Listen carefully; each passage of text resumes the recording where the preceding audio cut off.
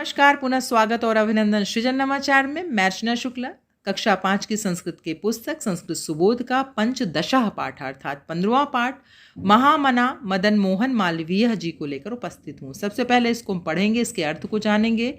संपूर्ण अभ्यासकार एक वीडियो में एक साथ हम देखते हुए चलेंगे। महामना मदन मोहन मालवीयस्य जन्म प्रयाग नगरे अभवत्। महामना मदन मोहन मालवीय जी का जन्म प्रयाग नगर में हुआ था।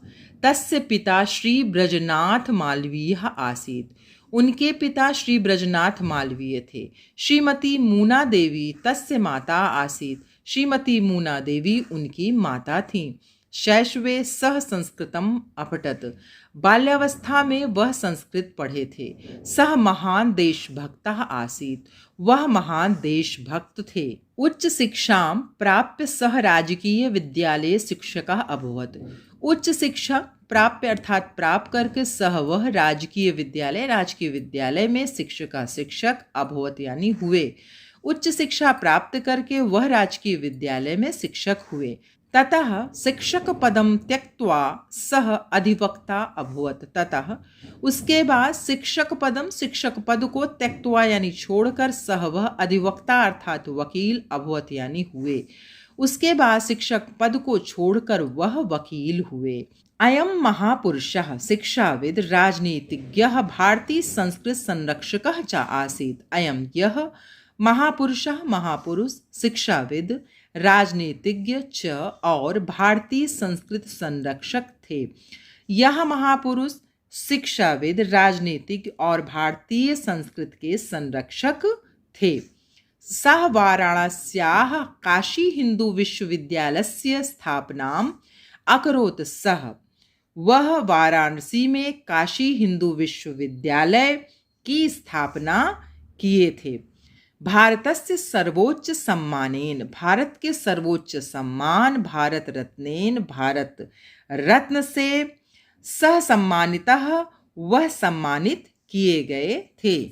शब्दार्थ शैशवे बाल्यावस्था में प्राप्त करके त्यक्त्वानि छोड़कर अधिवक्ता अर्थात वकील भारत रत्नेन यानी भारत रत्न से सम्मानितः अर्थात सम्मानित किए गए। पदेन उत्तरत एक पद में आपको उत्तर देना है। मदन मोहन मालवीयस्य जन्म कुत्र अभवत्।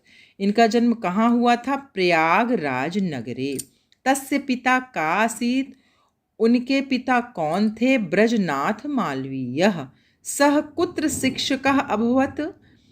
वह कहाँ शिक्षक हुए? राजकीय विद्यालये। सह केन सम्मानितः? भारत रत्नेन सम्मानितः।